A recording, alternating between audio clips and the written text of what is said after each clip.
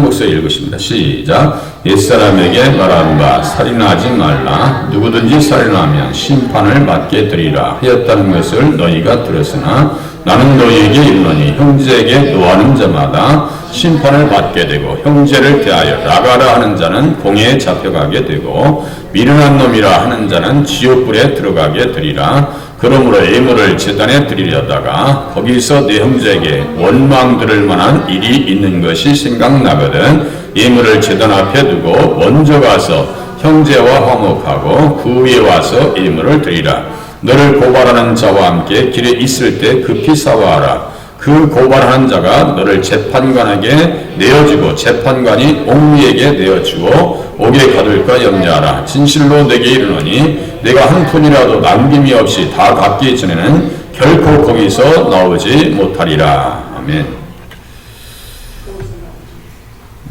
살인하지 말라. 예수님께서 말씀하신 것처럼 팔복과 십계명은 연결된다고 했어요. 그렇게 하고 우리의 의가 바리새인과 서기관보다 낫지 아니하면 결단코 천국에 들어가지 못하리라. 지금 20절에 말씀하고 있죠. 그러니까 하나님께서 우리에게 주신 의를 믿음을 통해서 주신 의를 어떻게 관리할 것인가. 예수님 믿으면 다 이루어진다 했죠. 믿음으로 말미암아 나의 의인은 믿음으로 말미암아 살리라. 그죠? 의인 되려면 믿음으로 되는 거예요. 의인은 믿음으로. 그런데 하나님께서 주신 의를 어떻게 관리할 것인가? 계명을 지키고 팔복을 가지고 있어야 한다는 얘기예요. 살인하지 말라고 말씀하신 그 계명은 지금도 예수 믿는 사람들에게는 유효하다는 거예요. 아시겠죠? 그 말씀입니다. 지금 감자가 지금 이렇게 심각하게 포크에 나이프에 이렇게 찍혀 있잖아요. 누군가 그림을 잘 그려놨어요. 자, 살인하지 말라는 것은 이렇게 써 있어요. 그냥 눈으로 보세요. 예. 살인하지 말라 이렇게 하지 말라는 뜻이 이렇게 동그라미 이렇게 쳐져 있는데 이것은 무슨 의미냐? 그러면 계속적으로 하지 말라는 거예요. 절대로 살인하면 안 된다는 거예요. 그리고 계속 그렇게 하지 말라는 얘기입니다. 왜 살인하지 말아야 되는가? 이렇게 말씀을 보시면은 하나님께서 사람을 하나님의 형상대로 만들어 주셨기 때문입니다. 하나님이 이르시되 우리의 형상을 따라 우리의 모양대로 우리가 사람을 만들고 그들로 바다의 물고기와 하늘의 새와 가축과 온 땅과 땅에 기는 모든 것을 다스리게 하자 하시고 하나님이 자기 형상 곧 하나님의 형상대로 사람을 창조하시되 남자와 여자를 창조하셨다. 남자도 여자도 누구의 형상대로요? 하나님의 형상대로. 하나님의 형상대로. 그러니까 사람은 그래서 존귀한 거예요. 아주 귀한 존재예요. 그래서 하나님이 그들에게 복을 주시며 하나님이 그들에게 이르시되 생육하고 번성하여 땅에 충만하라. 땅을 정복하라. 바다의 물고기와 하늘의 새와 땅에 움직이는 모든 생물을 다스리라 하시니라. 이렇게 말씀하고 있어요. 하나님의 형상대로 만들어졌기 때문에 사람은 너무너무 존귀한 존재이다. 이유가 여기에 있어요. 그죠? 사람이 귀한 이유. 너무너무 귀한 존재예요. 그래서 다른 사람의 피를 흘리면 그 사람의 피도 흘릴 것이니 이는 하나님이 자기 형상대로 사람을 지으셨습니다. 절대로 피를 흘리지 말라는 거예요. 살인하지 말라는 겁니다. 그죠? 그런데 창세기 4장에 보면 가인이 아벨을 쳐 죽이죠. 최초의 살인이에요. 최초의 살인. 어떻게 형제가 형제를 죽일 수 있죠? 어떻게 한 민족이 3판을 선을 거놓고 서로가 죽이려고 그렇게 핵폭탄을 만들고 무기를 갖다가 놓고 서로가 싸우겠다고. 이게 참 인류의 비극이고 한 민족의 비극입니다.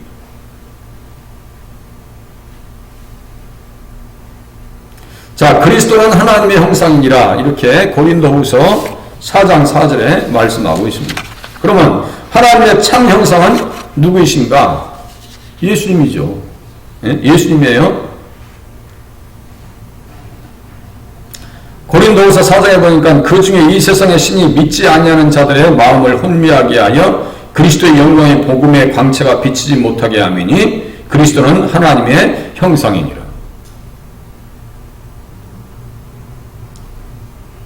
그래서 예수님을 배워야 잃어버린 하나님의 형상을 회복할 수가 있어요. 예수님을 배우지 아니하고 예수님을 믿지 아니하면 하나님의 형상도 존귀한 형상도 회복될 수가 없어요. 그래서 하나님을 따라 의와 진리의 거룩함으로 지으심을 받은 새 사람을 입으라. 그러니까 예수님을 믿으면 새 사람 돼요. 새 사람은 누구를 닮아가는 사람이냐? 예수님을 닮아가는 사람이에요. 아시겠죠? 하나님을 따라서 의와 진리의 거룩함. 우리가 의가 있어야 되고 진리가 있어야 되고 거룩함이 있어야 된다. 그래서 하나님의 형상대로 만들어진 사람이기 때문에 우리가 사람을 함부로 저주할 수 있어요. 저주하면 안 된다는 거예요. 욕해서도 안 되고. 그래서 야고보서 3장 9절에 보니까 똑같이 하나님의 형상이라는 개념을 가지고 야고보가 어떤 말을 하느냐. 우리가 입술을 가지고 아버지를 찬송하고 이것으로 하나님의 형상대로 지음을 받은 사람을 저주하나니 이것이 마땅하지 아니하니라 하겠어요. 사람을 정말 우리가 속상하고 그럴 때 비난하고 할 수 있죠. 그런데 그것이 마땅하지 않대요. 하나님이 못마땅하다면 나도 못마땅한 줄 알아야지. 내가 어떤 사람에 대해서 안 좋게 얘기하는 것도 그게 좋은 것이 아니에요. 그런데 우리가 신앙생활을 하면서 성숙되지 않았기 때문에 이 말씀을 다 잃어버리고 또 생활해요. 이게 문제라고요. 이 말씀대로 붙잡고 이 말씀대로 살기 위해서 기도하고 엎드려야 되는데요. 결국은 이 말씀을 잃어버리고 삽니다. 평소에 정말 사람을 비방하고 비난하는 것에 대해서 양심의 꺼리낌을 많이 갖느냐? 별로 안 가져요. 그러니까 이것이 우리가 신앙생활하고 기도에 깊이 들어가지는 못하는 이유 중에 하나예요. 살인하는 것은 하나님이 용납하지 않으십니다. 살인하는 것은 하나님이 안 기뻐하세요. 사람이 다른 사람의 피를 흘리면 그 사람의 피도 흘릴 것이니 그랬어요. 구약에 보면 이제 그러한 인물들이 많이 등장하는데요. 그 중에 한 사람이 요압이거든요. 요압은 자주 말씀드린 것 같이 일을 너무너무 잘합니다. 너무너무 잘하는데 자기보다 귀한 아브넬과 그 또 아브넬과 관계되어 있는 그 사람을 죽여버립니다. 죽여버리고 또 누구를 죽이느냐? 사무엘하 열왕기상 2장에 보면은 넬의 아들 아브넬과 유다의 군사령관 에벨의 아들 아마사를 칼로 죽였다 했어요. 제가 말씀드린 것 같이 아브넬이라고 하는 사람은 너무너무 귀한 사람이거든요. 믿음 안에서 보면 왜 귀한 사람이냐라고 말씀드리면 사무엘하 3장 21절에 아브넬이 다윗에게 찾아와서 얘기합니다. 내가 일어나 가서 온 이스라엘 무리를 내 주 왕의 앞에 모아 더불어 언약을 맺게 하겠습니다. 다윗에게 이스라엘 모든 백성들을 데리고 와서 다윗과 더불어 언약을 맺게 하겠습니다. 그리고 마음에 원하시는 대로 모든 것을 다스리게 하리이다. 이렇게 써 있어요. 사무엘 3장 21절. 그러면 아브넬이 지금 다윗 앞에 이스라엘 백성들을 이렇게 붙여놓는 것은 잘하는 거예요, 못하는 거예요? 잘 생각해보세요. 아브넬이 이스라엘 백성들을 다 지금 원래 사울왕 밑에 있었던 이스라엘 백성들을 다윗에게 다 지금 붙이려고 언약을 하고 있어요. 그러면 아브넬이 잘하고 있는 거예요, 못하고 있는 거예요? 잘하는 정도가 아니에요. 이거는요, 그냥 일반적인 생각을 할 수가 없어요. 다윗과 이스라엘 백성들과의 관계를 이해하면 아브넬이 얼마나 일을 잘했는지, 결정을 잘했는지, 물론 생활은 뻥점이었어요. 사울 옆에서 사울을 지킬 때 잠을 잔다든가 아주 좀 행하는 게 영 마음에 안 드는데, 마지막 때는요, 이스라엘 모든 백성들이 지금 다윗하고 지금 이렇게 싸워야 될 지금 위기에 있거든요. 전쟁해야 될 위기에 있는데, 아브넬이 이스라엘 백성들을 데리고 와서 다윗 앞에 언약을 세워서 어떻게 하느냐, 마음에 원하시는 대로 모든 것을 다스리게 하니이다. 그래서 아브넬하고 제가 요압하고 자주 비교하잖아요. 그런데 요압은요, 아브넬이 왔을 때 개인적인 그 사적인 감정에 사로잡혀가지고 아브넬을 칼로 찔러 죽여버립니다. 무지한 피를 흘렸어요. 무지한 피를. 그래서 어떻게 하느냐, 다윗이요 죽을 때 절대로 스루야의 아들 요압을 용서하지 마라. 그리고 내 지혜대로 행하여 그의 백발이 평안히 수월에 내려가지 못하게 하라. 이게 무슨 말이에요? 요압을 죽이라는 거예요. 다윗이. 아브넬이 이스라엘 백성들을 모아서 다윗 앞에 이렇게 연합해서 다윗의 통치를 받게 하려고 할 때 요압이 죽입니다.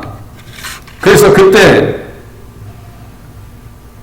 다윗이 얼마나 속상했으면요, 어떤 말을 하냐면요, 그 죄가, 그 피 흘린 죄가 요압의 머리와 그의 아버지의 온 집으로 돌아갈지어다. 저주해버립니다.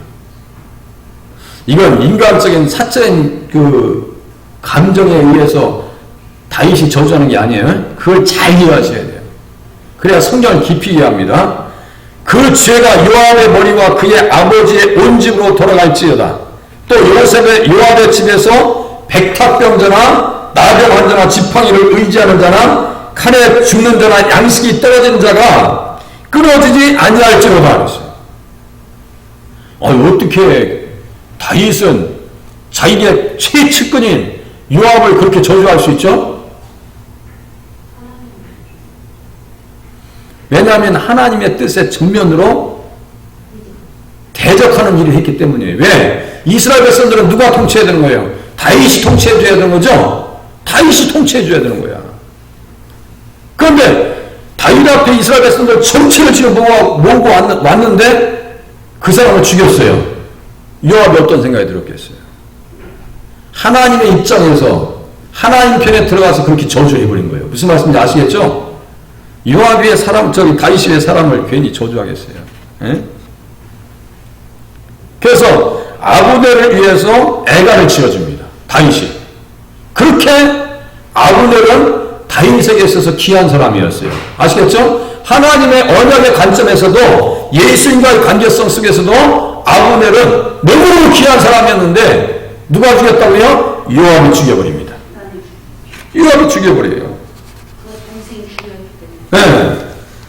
그러니까 결국은 요압이 죽지 않으려고 어디 갔냐면 단에 있는 거 있죠? 저 뿔, 단에 있는 뿔이 제단 뿔을 잡고 있다가 칼에 맞아 죽임을 당합니다. 제가 그러잖아요. 일은 잘하는데 하나님의 뜻을 알고 일을 하는 것과 하나님의 뜻을 알지 못하고 일하는 것은 하늘과 땅 차이라고. 제가 무슨 말씀드려요? 성경을 모르고 신앙생활 하는 것과 성경을 알고 신앙생활 하는 것은 하늘과 땅 차이라고요. 무슨 말씀인지 아시겠죠? 그러니까 성경을 아셔야 돼요. 성경을 모르시면 안 된다고. 깊이 있게 성경을 그냥 대충 알 수 있는 것이 아니라, 대충 알려고 하는 것이 아니라, 수박 겉핥기식으로 알려고 하시는 것이 아니라 깊이 이해하면서 아셔야 돼요. 그렇지 않으면 다윗이 왜 그렇게 저주했는지, 요압이 왜 그렇게 일을 잘하고도 제단불을 잡았으면 웬만큼은 살려줘야 되거든요. 칼에 맞아 죽습니다. 우리 주님께서 살인하지 말라 10계명의 이 말씀을 어떻게 가르쳐 주시는가? 살인하지 말라. 5계명은 부모를 공경하라는 말씀이고 6계명은 살인하지 말라. 그 말씀이죠. 제6계명은 살인하지 말라. 우리가 주일날 매일 암송합니다. 그런데 신학적 차원에서 더 믿음 안에서 이 말씀을 어떻게 깊이 있게 주님께서 해석하시는지 들어보세요. 자, 옛사람에게 말한 바 살인하지 말라. 누구든지 살인하면 심판을 받게 되리라 하였다는 것을 너희가 들었으나 나는 너희에게 이르노니 형제에게 노하는 자마다, 이거 뭐예요? 화내죠. 예, 노하는 자마다 심판을 받게 되고 형제를 대하여 나가라 하는 자는 공회에 잡혀가게 되고 미련한 놈이라 하는 자는 지옥불에 들어가게 되리라 했어요. 예. 노한다고 하는 것은요, 그냥 똑같이 이 표현 그대로 화내는 거예요. 성내는 거예요. 사람이 성내는 것이 하나님의 의를 이루지 못한다 했죠. 그러니까 하나님의 의에 합당하게 살려면 어떻게 돼요? 화내지 말고 성내지 마시오. 살다 보면 막 화낼 일이 많죠. 그리고 형제를 대하여 나가라 하지 말라. 나가라 하지 말라. 이게 나가라고 하는 것은요, 아람어입니다. 아람어. 어리석은 사람, 머리가 텅 빈 사람, 예? 가치 없는 사람. 그 당시에 어리석은 사람들을 비난하는 용어 중에 하나예요. 라가, 이게 순 히브리어 중에서 아람어예요. 아람어. 히브리어가 아니고 아람어, 라가라. 그러니까 그대로 이게 아람어를 쓴 거예요. 네. 머리가 텅 비었다. 우리가 가끔 얘기할 때 그런 표현도 많이 하죠. 그런 것도 살인하지 말라는 말씀을 어기는 행위라는 거예요. 아시겠죠? 화내고 어리석다고 얘기하는 거. 그렇게 하면 공회에 잡혀가고 심판을 받게 되고 또 미련한 놈이라 하는 자는 지옥불에 들어가게 되리라. 이 세상에 이렇게 무서운 말씀이지. 살인하지 말라는 것은 이 말씀까지 포함되네요. 미련한 놈이라고 하는 것은 진짜 그야말로 바보 같다는 얘기예요. 바보 천치란 얘기예요. 그런 사람들은 어디 들어간다고요? 지옥불에 들어가게 되리라. 이 지옥이라고 하는 것은 어디냐면요, 흰감의 아들들의 골짜기, 너무나 거기에서 막 어린아이들이 태워 죽임을 당하고, 아이들을 막 인신제사를 드리고 하고, 인신제사를 하고, 그러한 지역에 있으면서 그 비참한 지경을 얘기할 때 개인나라고 하는 용어를 쓰거든요. 이 지옥이 되어버린 거예요. 지옥불에 들어간대요. 하나님께서는요, 좀 어리숙하고 미련하게 보인다 할지라도 그 사람들을 어떻게 하느냐, 선택하셔서 하나님의 백성들로 삼는다고 하는 사실을 우리는 깨달을 필요가 있습니다. 그죠? 좀 부조하고 연약하고. 교회에서는 다 똑똑한 사람만 있느냐? 조금 안 배운 사람도 있어요. 저도 그 사람 중에 하나 들어가기 때문에 배우려고 몸부림치잖아요. 공부해야지 어떻게 해요? 계속 공부해야지.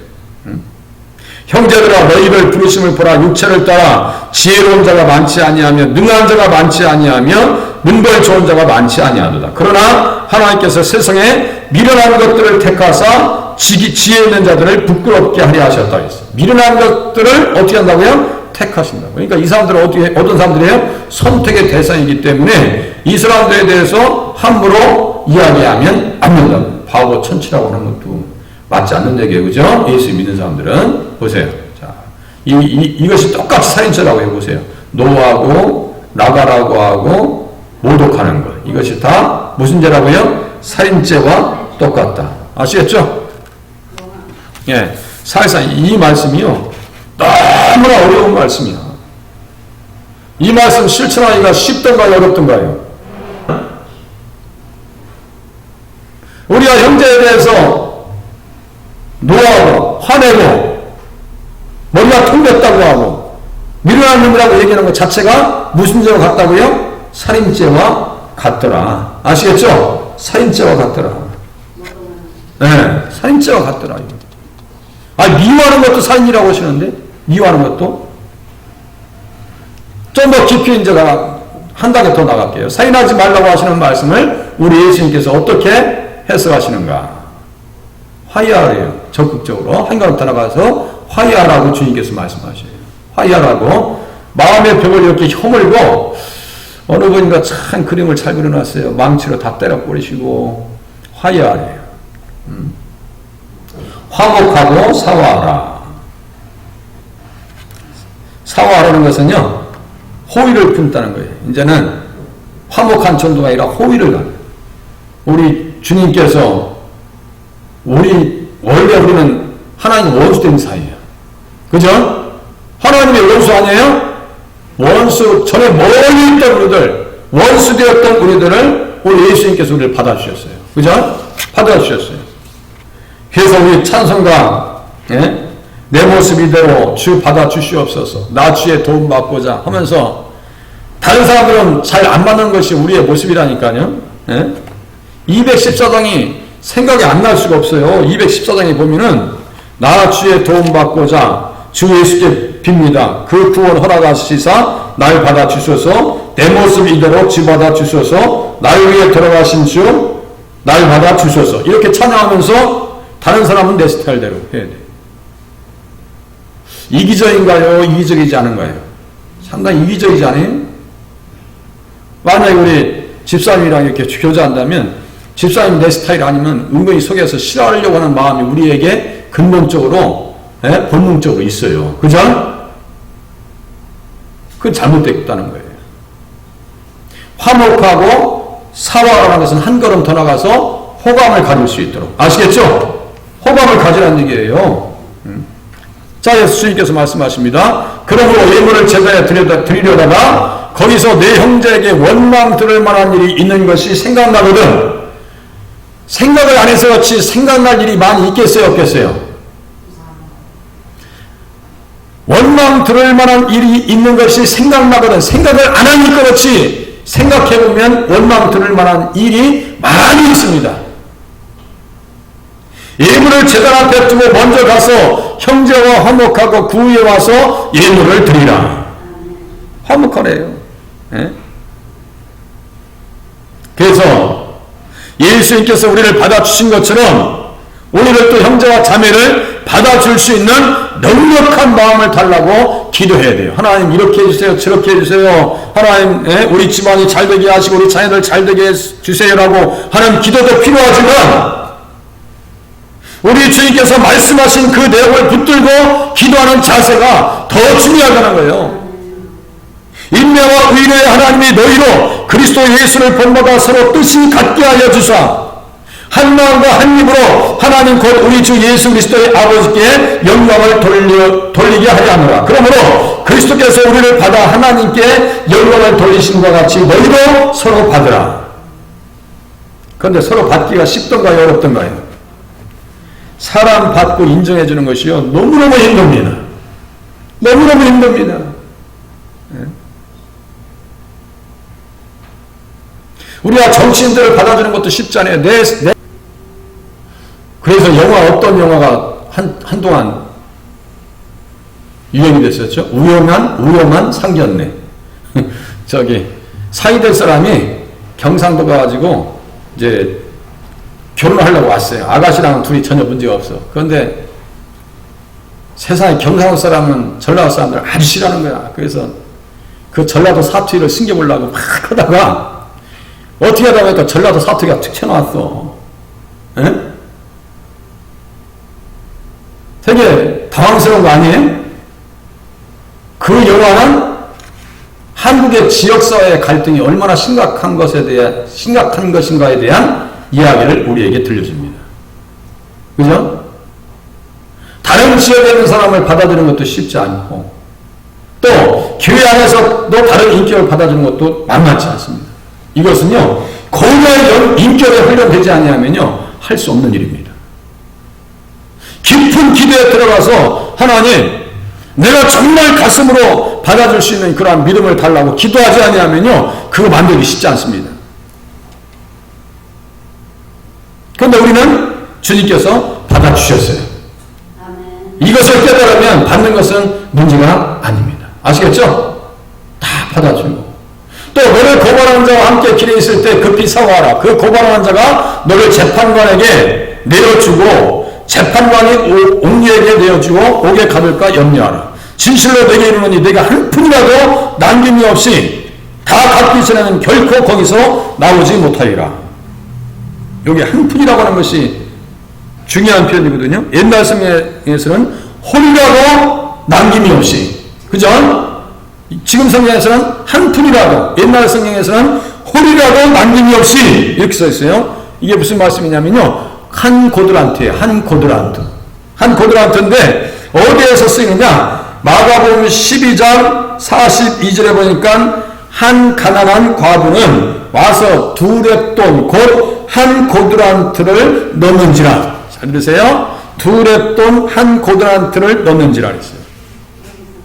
그럼 두 렙돈은 그 당시에 돈이 큰 돈이었나요? 작은 돈이었나요? 라면 한 봉지 값밖에 안 돼요. 아시겠죠? 라면 한 봉지 값.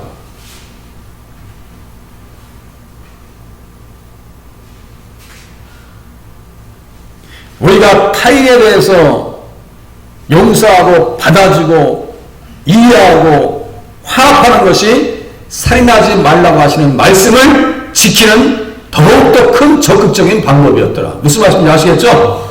적극적으로 한 걸음 더 나가서 미워하는 사람을 상처 입고 노하고 나가라고 하고 미련하다고 얘기하는 정도에서 끝나는 것이 아니라 한 걸음 더 나가서 화목하고 사과하라. 아시겠죠? 이 말씀이에요.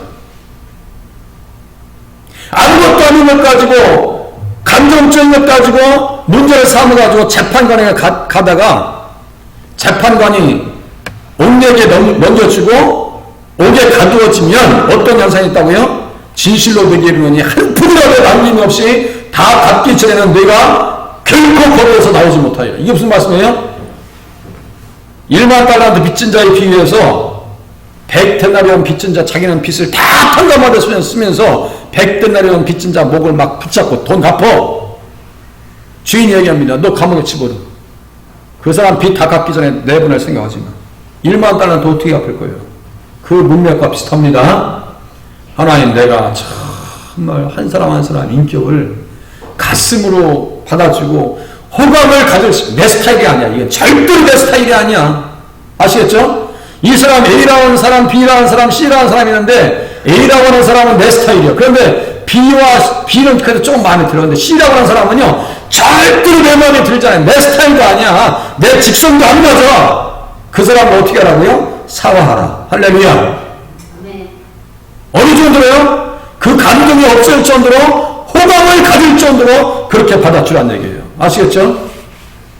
그러니까 살인하지 말라는 말씀, 하나님의 의에 합당하게 산다고 하는 그 말씀이 얼마나 우리에게 큰 도량을 요구하는지 아시겠죠? 넓은 마음을 요구하는지, 어느 정도의 마음? 예수님의 마음과 같이 우리의 마음의 보탬을 키우지 않으면 어떻게 이 말씀을 감당하겠는가?